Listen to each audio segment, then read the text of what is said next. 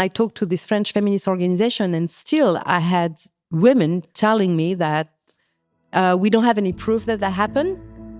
And anyway, if this happened, then, there is a reason. Welcome to What Came After. I'm your host, Manya Marcus. On What Came After, we'll take a look at the many ways that people's lives changed on and after the brutal massacre in Israel on October 7th, 2023. We'll be speaking with people in Israel and around the world about how the devastating attack by Hamas has shifted, shaped, and changed them. To learn more about our podcast, please visit us at whatcameafter.com. So I am joined today by Céline Bardet. I am super, super honored to be here in Paris with you. And Céline, if you could introduce yourself, tell us who you are and what you do, that would be great. Thank you, and I'm very happy to be here. So my name is Céline Bardet. I'm French. I'm a lawyer and an international criminal investigator, and I'm specialized on international crimes, which means war crimes, crime against humanity, and genocide. 10 years ago, I founded an NGO called We Are Not Weapons of War because I'm working specifically on conflict-related sexual violence. Well, that's quite a lot for us to dig into. We were talking just before, and you were explaining to me why October 7th was such a seismic shift for you. Are you able to tell me a little bit more about the influence and impact of that day on you professionally and personally? I'm just doing my job. So I've been doing that for 25 years. I'm a lot on the field. And when October 7th happened, we saw the pictures and everything. And I saw especially this footage of Shani Look, on this truck in Gaza, and people spitting at her and half naked, horrible. And then I told my team, okay, we need to make a public statement, which we did, and then I started to receive calls from Israel and from a lawyer I know very well and from women organization. And why I'm saying all that is because, we are monitoring violence against women in particularly and conflict-related sexual violence in all the world. So we acted normally like we would have done in every situation. And what changed was that very quickly, we started to get very aggressive message on, social network and on our website saying, what are you talking about? Do you have proof of this? Which was crazy. And then this is the moment I realized, okay, why this is processed by people differently. Because, we got this conflict in Ukraine since almost 3 years now. We worked in Ukraine. We worked in so many countries. Never, ever anybody came and said, okay, are you sure about what you're talking about? I'm not Jewish, I have to say that. I've been to this region a few times for my work, but I don't have any tie to this region in particular. And then I thought, okay, what is happening? Why this would be different? Why we don't want to believe women when they talk? Why we don't want to believe people when they are explaining what has happened? Because this continued for days and days and days and days and months. And my first thought was, I've been fighting for so many years, decades, on many things, but on women's rights. You put a kind of pre-system that you listen to people, you believe them.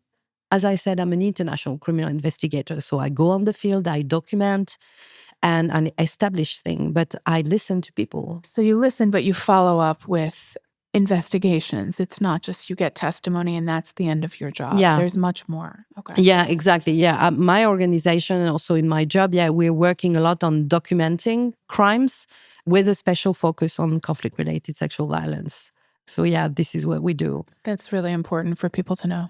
And so we did it also for October 7th. Since 1 year and a half, I've been there many times. And I think this is also something important to outline because my NGO is based in Paris. I'm French.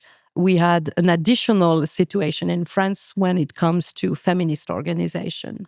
I'm a feminist, but I'm not a kind of super activist. I could see there was a problem. I was trying to understand what's the problem. Why what happened to people in Israel is different from any other country. Then I start to reach this profound, I would call it abyss, saying, okay, is it about anti-Semitism? What are we talking about? And then I got feminist organization. And, we had this march on November 25 in Paris, forbidding Israeli women to join the march to talk about sexual violence that happened on October 7. And then I was like, what's going on? What is happening? Because I went to Israel like a few weeks after October 7th to meet women organization, to meet with, survivors, to talk with people and trying to see how we could help and what we're going to do.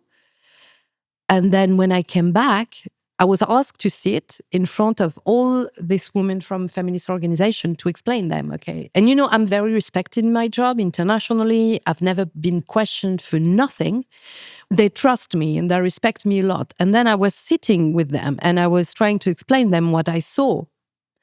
I was very touched by Israeli women when I met them in Israel. Beside the horrific thing that happened, they felt abandoned by other women. They felt, what I saw in their eyes, and some of them were crying, telling me why people are not there to support us. What's happening? Where are the feminist groups? So I was so, moved by that. I was like, what's going on? I was ashamed, actually, to be honest. And then I came back and then I talked to this French feminist organization, and still I had women. There were two things telling me, okay, we don't have any proof that happened. And then saying, and anyway, if this happened, then, there is a reason. I assume you'd never heard that before. Never. And that's why I say it's kind of a personal journey, because honestly, I didn't understand, what I was listening to. I was like, what is happening? And the other thing also that really struck me was like, it seemed to me, because, I did a lot of media in France, explaining our work and trying to talk about that. And I had people also sometimes telling me, but, why are you doing that? You're not Jewish. And then I was thinking, okay, when I do that for Ukrainian, I'm not Ukrainian, I'm not Congolese, I'm not from Rwanda, I'm not Bosnian. I saw that a lot, a lot. And as if, it was, excuse my French, but it was like a Jewish problem. So all of this was very disturbing. And I talked to the UN in March 2024, addressing this. I worked for the UN for many years at the beginning of my career. The UN for me was the best of the best thing that, society put in place, And when I was in New York last year in March, I had people, very high level people in the UN telling me, okay, it's good to do an event on conflict-related sexual violence, but, if we could avoid talking about October 7th. And I was like, well, we are in March 2024. October 7th happened, in 2023. I'm leading an event with France, and France was very supportive, I have to say. They fight for that, on conflict-related sexual violence. So of course, I'm talking about October 7th. I don't know why this is happening. I don't know. It changed a bit that now the media say, okay, there were sexual violence on October 7th. But it took months to say it. And it was lots of fight, for me, for that to be happening. I still have today lots of people, for example, asking my NGO, why are you working on this? Have you encountered this ever before in your career regarding Israel? Have you ever had the sense in the past that Israel is exceptional when it comes to this kind of inquiry into human rights? As I said, I haven't worked much in Israel before. And even me, I always looked at Israel as a kind of a specific history. I'm an international criminal investigator. I work on mass crime. I worked on crime against humanity. So when something happens somewhere that looks like that, this is where I'm putting my attention, my focus. And this is what happened on October 7th, because for me, a crime against humanity occurred, like unfortunately many other occurred in many other places. And then a conflict arose. And then the situation with Gaza, which is, for me, a question, the way the response was made to Gaza. But I don't confuse things. Me, I was looking at what happened on October 7th. So that's how I look at it. Has it changed your idea or your sense of how the world community treats Israel in general? What changed for me, first of all, was the fact that I also happened to know Israel and Israeli people and this country.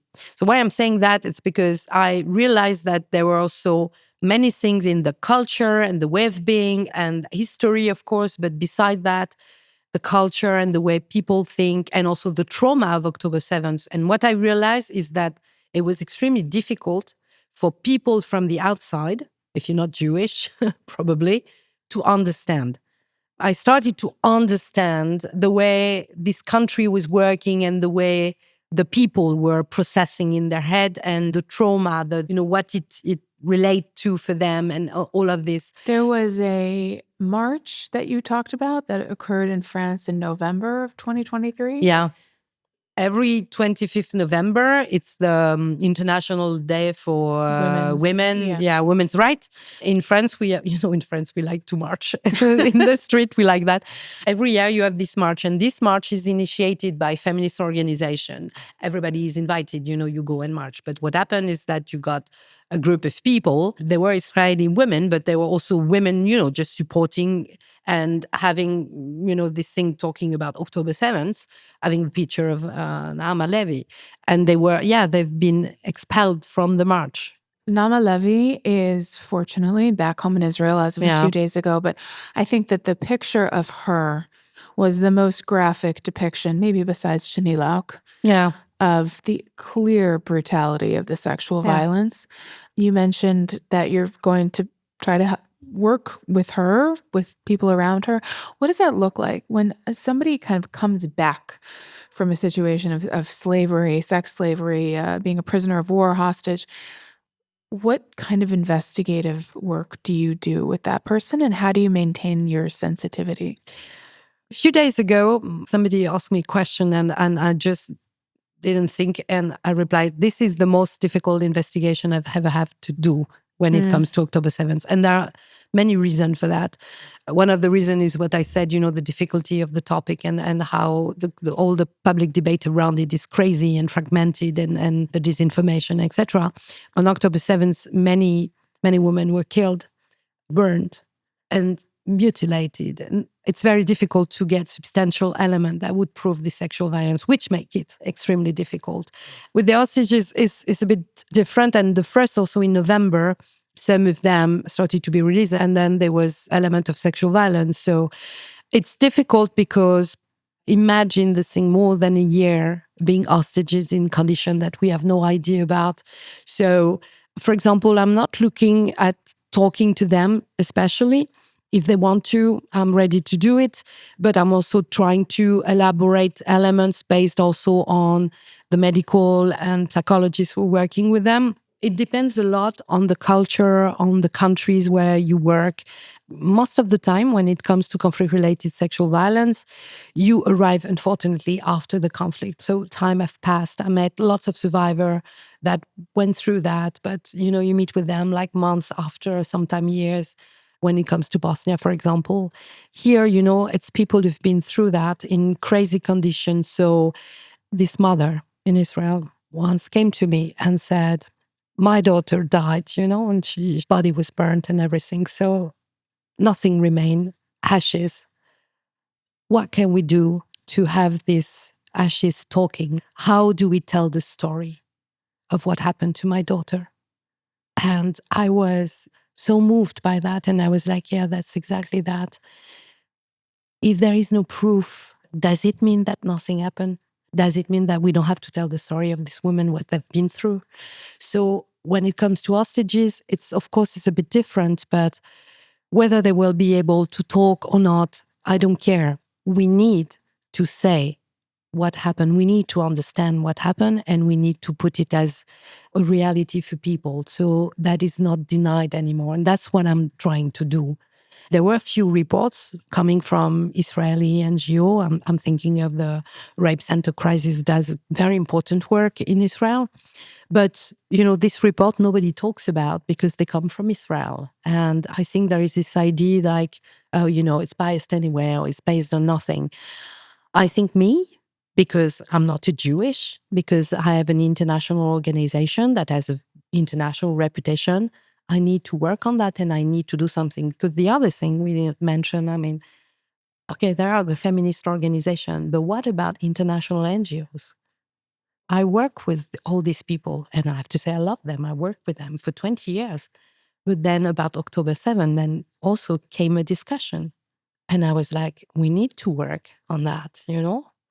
And it was not their priorities, or everybody was talking about Gaza, which again, it's super important to talk about Gaza. And I don't want to see people dying in horrible condition in Gaza neither. And I think nobody wants, but nothing was really done, you know, on this by Amnesty International, Human Rights Watch, International Federation of Human Rights.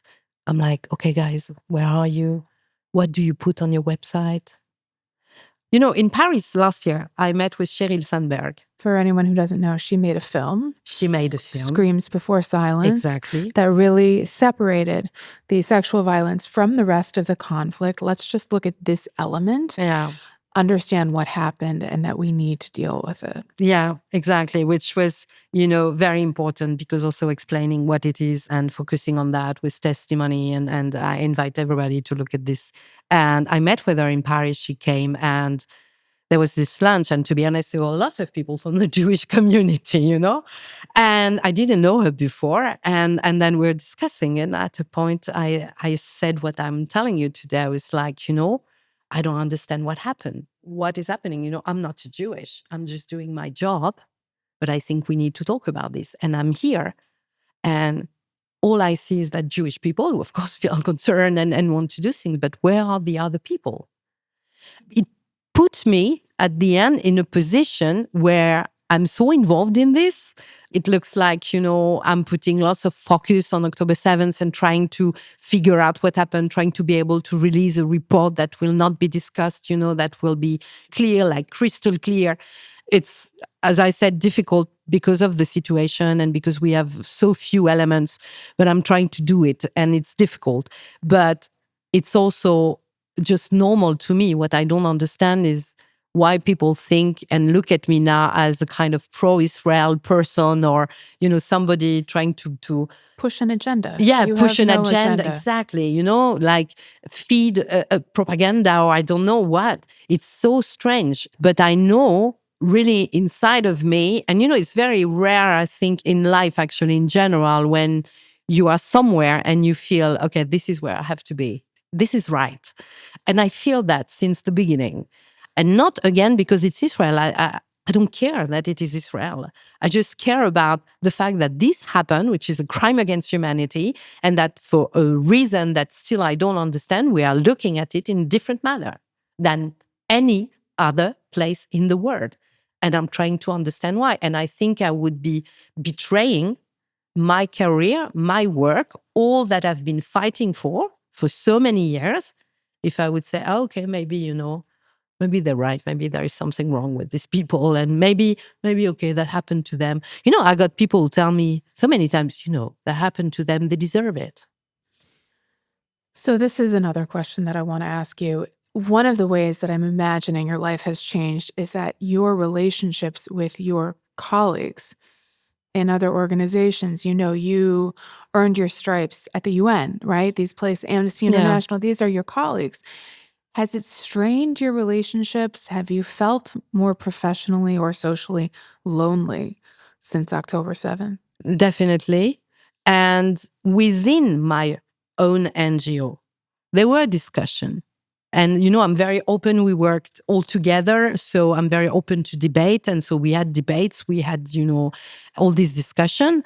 But yeah, of course, I felt lonely. And I still, I mean, it's a bit better now, so to speak, because I have this reputation that is so solid, actually, and really saved me in the sense that even when people putting in question, they continue to listen to me and trying to understand. Because you have a long history of credibility. Yeah, exactly. So because you have I have that. A platform. But it doesn't explain all these things. So of course I feel, and I still feel lonely because I think it's still opposite to many things. Like a few weeks ago, I was talking with someone who has a feminist foundation, and she told me, I hear in France that there is more and more anti-Semitism, and all, which is factually proven correct. I mean, that's the state, the police. And she was like, but I'm not sure it is. Because the other thing I didn't tell you is this work my NGO is doing, you need money to do this work, okay? At the beginning, I went to see, like I do for everything, we had institutional donors, a private foundation, we are funded since many years. And then I came with this and I said, listen, this happened. I went there. I need to go back there. We want to do this. It's important to do this investigation. Actually, coming from us, it's even more important, blah, blah, blah. They know my job. They know me. I got nothing. I got no zero money. euros. €0. Wow. I had to go more through, private people. All the Jewish community in the world were contacting me and saying, we want to help. And I was like, okay, guys, but no, I don't want to be financed by, money coming from Jewish community because, it feeds the whole question of authenticity and accuracy. Yeah. And somebody will use that against me, So I need to diverse it. So I have money, of course, from the Jewish community. I have money from other people. But what really also touched me? So it was incredible. The first, I think we got like 25,000 euro from a Lebanese lawyer. And I was like, wow. And the guy told me, I want to know what happened. I want to understand what happened. And I trust your work. And I thought, okay, this is great because it's not a question of being Jewish or Muslim or I don't know what, the question is, let's do this work like we do in any other part of the world. But until now, yes, no feminist foundation, institutional donors, whoever that are funding us for many other projects, nothing. They gave nothing. I've told this story a few times, but there's a university near where I live in Chicago. And in the women's studies department, they have their own building. And at the front of the building, it says Free Gaza. A friend of mine wrote and said, okay, well, I think that makes sense to be there. Can we also put in a poster that says rape is not resistance? Never heard back. So it's I have some hints of what you're saying. Yeah. Everyone does, I think, right now, unfortunately, who's interested in this topic. So you have seen some really gruesome things as part of your investigative role. Does what you saw in the aftermath of October 7th feel similar or at all different than the other aftermaths of sexual violence that you've investigated?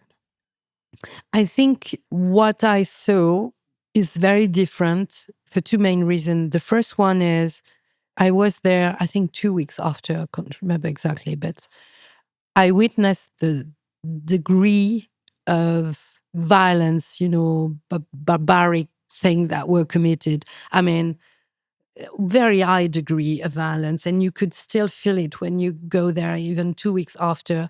And my mind was, okay, how can we do that in one day or a few days? Because we know also it went on for a few days, but how can you accomplish all of this in such a short of time? So very well organized, very well prepared, and high degree of violence. Because what I've seen then after is, I looked at many footage and photo, and first of all, they filmed themselves doing all of this, which is also a characteristic, so to speak, that you don't see in many places, I was like, wow, this is weird to do that. And not only filming yourself, but as you know, sending some of this to some families, putting that on social network and all of this. And that is kind of strange patterns, doing things.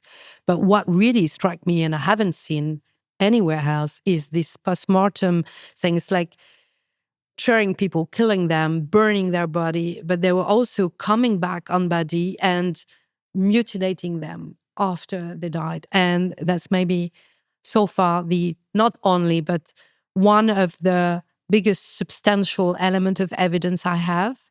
It's like committing sort of sexual violence on dead body, on women, and I've never seen it like this. And probably it happened somewhere, and I'm really trying to look, I was looking everywhere. I was like, what is this? And what does it say? And there are two things for me, because it says that the intention was so deep. It's like you're not only here to kill people, rape them, and you're here to exterminate them, like mutilate them, humiliate them. Humiliation. Yeah, it's something like that, very strong. And the other thing when it comes to sexual violence, I've seen like body of women mutilated and after some things put in their vagina after they died or things like that. And I'm like, what does that mean? Why do you need, to humiliate this way? And I'm thinking of it because legally speaking, even in international criminal law, when you commit post-mortem mutilation on dead body, you can be prosecuted for, I can't remember exactly the word, but it's like indignity, I can't remember. Desecration, Yeah, something like that. But Yeah. it doesn't precise, what you do. And then I thought, okay, when it comes, if you do that, but on top of it, so to speak, you do that with an intention of some form of sexual violence in it when you do that. We need to characterize that. When you had that, a kind of approach, and so of course, especially women, but on October 7 also, there were some form of sexual violence against men. So how do you define that legally? And then again, I think again about this mom telling me, what do you do to have the hashiest talking? How again, do you tell the story of these people? It's very important also for closure. I have lots of family of victims. They want to know. They know their child, husband, or been killed. Sometimes they were there, but when they were not there, they want to know what happened. It's very important for them. And it's also for me a question of dignity in a way, which can sound strange, but this woman who went through that and who disappeared and no dignity on her body, how do you tell the story of this woman? And then on the other side of the world, you have people saying, yeah, all this is bullshit, all this didn't happen, all this is propaganda. Wow, So this post-mortem thing, this form of exaction and violence committed on dead body, yeah, this really struck me because I haven't seen it in other countries, not this way and not to this scale also. Sometimes it can happen on isolated situation because somebody is crazy, but there's also everything was organized. Everything was at such a scale, Imagine this in France, like the ratio, it's a lot of people being killed in one day. And not only killed, but in such a degree of violence, of cruelty. Yeah, lots of cruelty, exactly. Yeah. Judaism has a really strong emphasis on holiness of the body. Yeah. And, you're supposed to be buried within a day and all these things. Did you find that it was added any layers of complexity to try to acknowledge Jewish burial rites while still doing the investigative work that needed to happen? Yeah. You asked me before about Israel. I didn't know precisely about that. And I'm really a woman of the field and I'm very straightforward. And I have actually a good cooperation with Israel so far, really. And at the beginning, I was like, okay, I don't understand. Like, you don't have medical report, you don't have this, you don't have that. And then I understood first of all, that the scale was so big that, they were so disorganized. And when something happened like that, how can you react? How can you? And then I also understood, little by little this, because they are very attached, to the dignity of the body, and especially women. And I talked to Shari Mendes, who was the woman who take care of the body of women who were killed in October 7th and protects this dignity. And at the beginning, to be honest, if the international criminal investigator is talking to you, I would think, okay, what is this country? They are developed, they have good police, they have great, institution. They don't investigate their things properly. They don't, who are these people? And at the same time, they want the world to believe them. I was really like, guys, what's wrong with you? I'm trying to help. What are you doing? Because really, I couldn't understand. And I'm saying this and I'm laughing at it, but I'm laughing at not that much because, the report we're going to release is also, there's huge part on that, because I think that this is something also that is very difficult to understand from, I would say, external people who don't know Israel, people who don't know Jewish culture, or, again, I was not a specialist on that. I have Jewish friends, I have friends from everywhere, but I didn't know about all that. And now I understand. So yes, again, why I keep on saying that's the most ever difficult investigation that I would ever had to do in my life, it's also because of that. I mean, beside the scale of the violence, the level of cruelty, or what happened, it's also because the culture and the way things are handled makes it difficult. But at the same time, I learn a lot because we have to deal with that. So we have to try to find other ways of doing things. But yeah, definitely that it adds lots of difficulty. Though, on the other hand, I worked in Sudan, Republic of Congo. I work in a country where there is nothing, okay? You have no institution. Actually, sometimes the government itself is the one, doing this exaction. You have no doctors, you have no nothing. People, survivors, they rape, they cannot go anywhere because there is no services. So there is no medical report. So you don't need all of that actually to prove that something happened. And I say that because, again, when it started, you had lots of people who were asking, like, yeah, okay, where are the medical reports? Where are the photos? Oh, really? Really? Still now?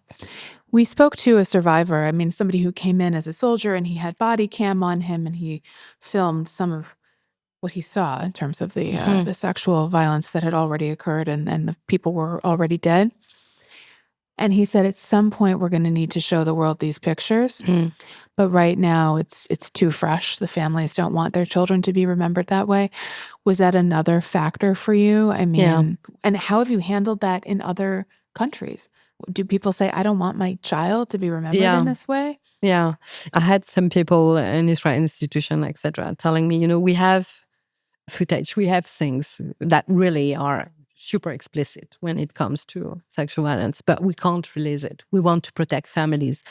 And at the beginning, I was like, okay, but people are opposing you everything. And I couldn't understand. And I mean, I can understand, of course, but I was like, why you keep that so? And I saw how important it is. But when we do international investigation, of course, it's not public. For example, we never release stories or pictures or things like that. We, at a point, we say things that, okay, we establish this and this. And because also we have lots of credibility and the way we work, this is how we do things. But who would want, I don't know, your daughter or your mother put at a point a video released to everyone to say just, okay, can you believe me now? You see the humiliation?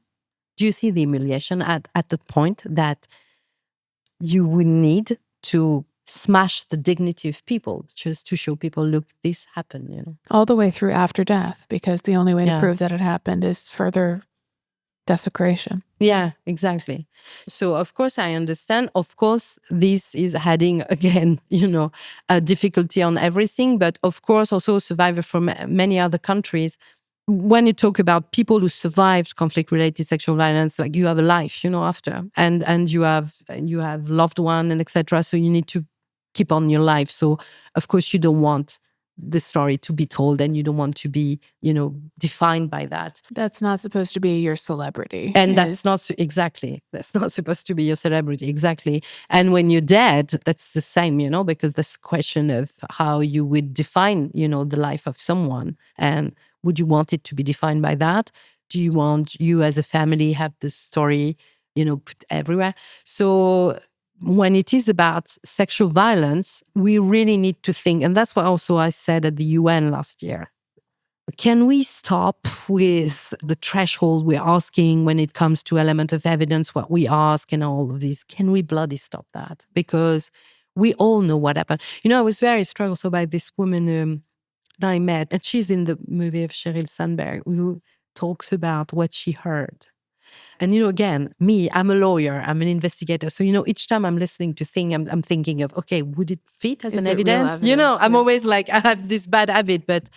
And she said, I could hear the scream of this woman. And Sheryl Sandberg was very good because she was asking questions. She was like, okay. And because she said she was being raped. And I said, but how would you know she was being raped? You didn't see it. She was like, no, I didn't see it. And then at a point she said, you know this. You recognize this. Exactly. And she said, it's like in your normal life, you are in the house and you hear scream, and sometimes it can be in party, but sometimes it can be, I don't know, husband, beating a wife. And you see what I mean? And then I thought, well, as a woman, I was like, of course, I would have probably known, But then as a lawyer, I was like, what do we do with that? Can we use that? And I think actually we could. But you see what I mean? It's like, can we stop? Because we know this.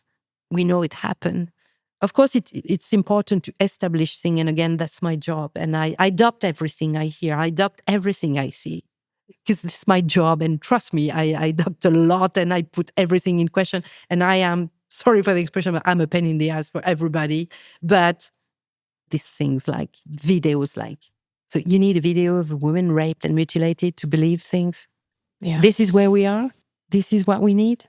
Something that I think is underreported about the events of the massacre are that most of the terrorists, I believe, were on drugs, Captagon. I am. Is that something that has played into your investigation, understanding the drugs that were used to give people the quote unquote, strength to do these horrible things? This is something we are looking into. And we know, the Captagon, because it was also used in Daesh. I worked a lot in Syria and terrorist group and how they use violence and especially sexual violence.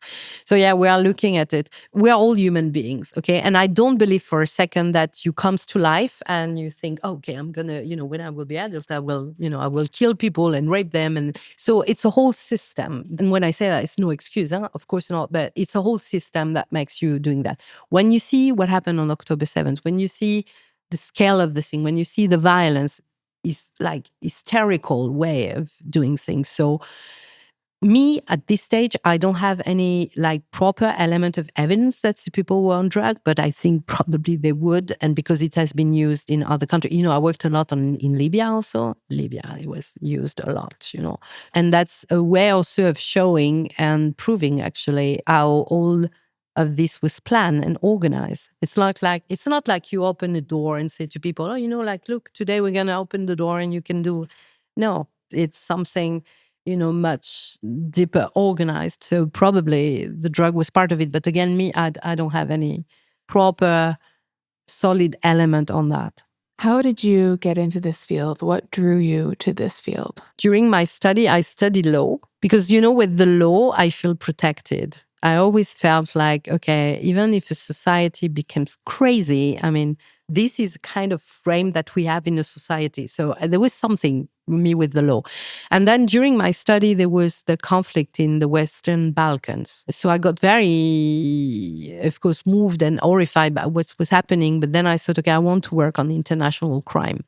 When it comes to sexual violence, I have no personal experience. Sometimes people ask me, like, no, I don't. I went in more than 90 countries so far. So I was a lot on the field. I met a lot of people on the field when it comes to sexual violence, and I could see how underreported it was, how underdocumented it was. And so I thought, okay, there is something wrong here. So it's a kind of strange answer. I don't think there is a particular reason. 2 years ago, I did very famous podcast in France, actually, and the journalist asked me and made a reference to where I was born. And I never thought about that. And I have to say, I'm born in the center of France, in a city named Moulins-sur-Allier, where, it was the line during the war between occupied zone and free zone. And my grandfathers were farmers, very simple people. They hired Jewish people. They hired people to help them because, you have these groups and they were helping people to pass and go to the free zone. And so I grew up with these stories, especially with these stories from people who were not activists. Simply Second World War happened. And then the Holocaust happened, and then these Nazi things, and they were not understanding it. So they helped, for them, it was just natural to do that. So maybe this also had an impact on me because I tried to understand mass violence, how as a society we can turn into mass violence, why this happened. And then life put me on this. So I don't know. The last question, it might be interesting for you because you're not Jewish, but something that I'm asking people is, if you're a French Jew and you feel scared right now, you feel scared by the uptick in anti-Semitism, the way that the horrors of October 7th have been ignored, what does that mean? What's the future? What would you say to somebody who has the opinion that French Jews need to leave France now? They need to go to Israel. Do you have a thought on that? Oh my God. I don't know what I would say, but what I know is that I'm fighting a lot. I don't even like why a French Jewish would not be part of France. Like why you would not be French. I mean, that doesn't even make sense to me. I want to tell them, no, we are here. I don't want you to be scared. You're not alone. We are here. I have Jewish friends and I see how scared they are. Like, so you want there to be French Jews. It's important that there are French Jews, I think. Yeah, I think it is. Yeah, I think it is. Of course it is. Well, thanks for bearing with me. Thank you. I asked you some hard questions. I really appreciate your time. Thank you. Thank you for inviting me. Thanks so much for listening. If you enjoyed this episode, please rate, review, and subscribe to What Came After wherever you get your podcasts. You can also find us online at whatcameafter.com. היה מקום לשים בו פחדים ולצאת, לשמור בו חששות ריקים, לשמור בו רגשות רחוקים, להניח את נפשי.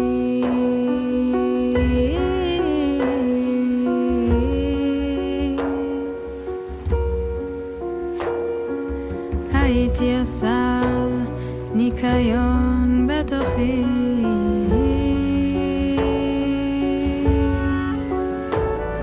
לזרוק מחשבות רעות, לזרוק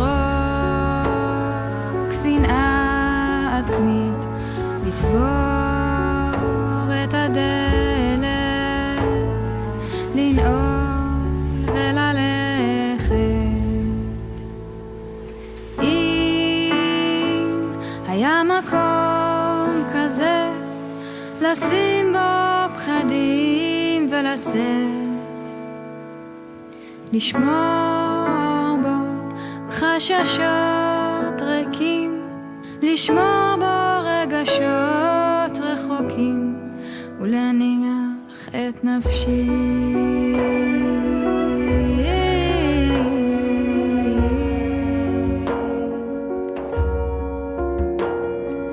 הייתי עושה ניקיון בתוכי,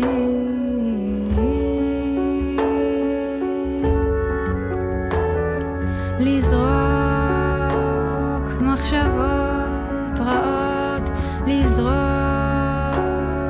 שנאה עצמית, לסגור את הדלת, לנעול וללכת, בינתיים אגור בתוך צליל.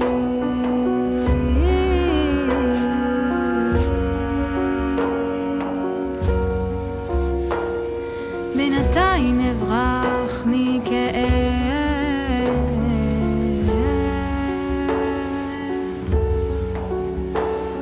בינתיים אהיה עם השיר שישאיר את נפשי, לאסוף את כל מה שאני במקום אחד,